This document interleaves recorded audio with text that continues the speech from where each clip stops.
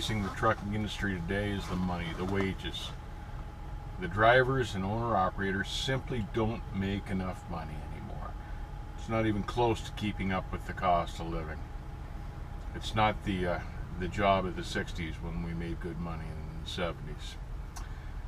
While I don't see a big raise coming anytime soon, there are a few different ways to make a little more money and put a little more green in your wallet.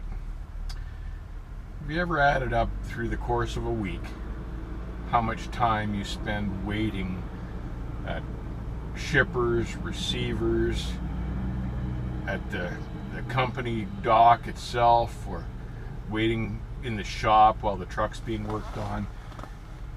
If you add those hours all up through the week, it's not unusual for a lot of guys to hit 20 hours of unpaid waiting time every week. That's a heck of a lot of time.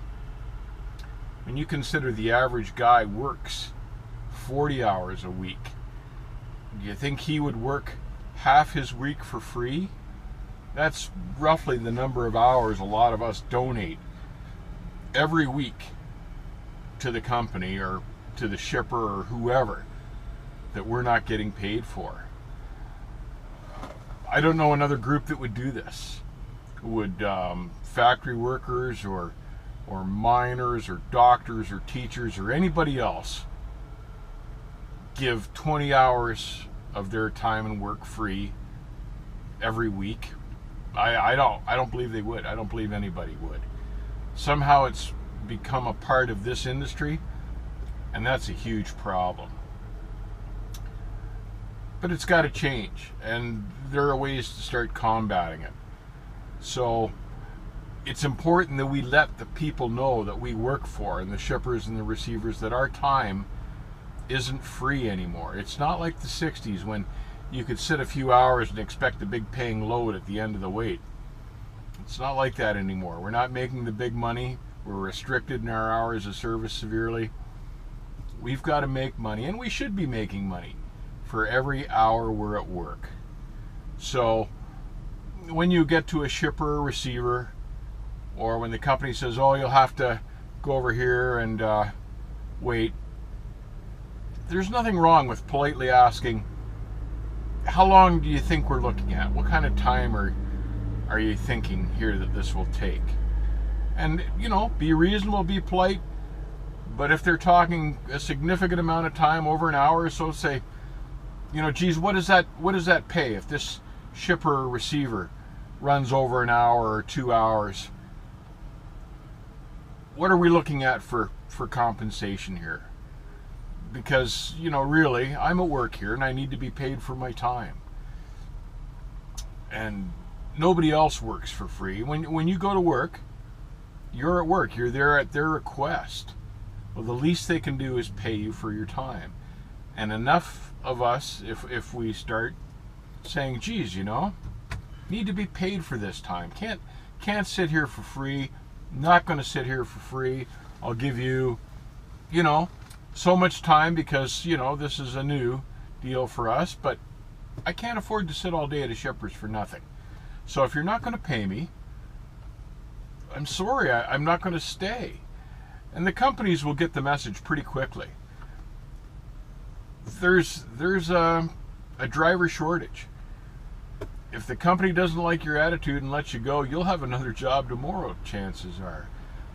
The big companies know this. The big companies also revolve on money. Everything revolves on money. And the money that they don't pay you goes into their pockets. Their goal is to make as much money for their shareholders or for their CEOs or whoever as possible every year. And part of the technique is to pay their people as little as they can possibly get away with. It's just big business now. That's just how business works. It's not particularly fair, but everything's all about money anymore. Money is tight, and everything's expensive these days. So you can't afford to donate your time for free to help somebody else make more money at the end of the year, be it the dispatcher, the CEO, the customer, whoever. If you're at work, you need to be paid for that time and paid fairly. And if they're not willing to pay you, say, geez, I'm really sorry, but I can't stay for free. I've got to be paid for stuff here. And if you can't do it, I understand, but I'm going to move on because I'll find some company that will pay me for my time.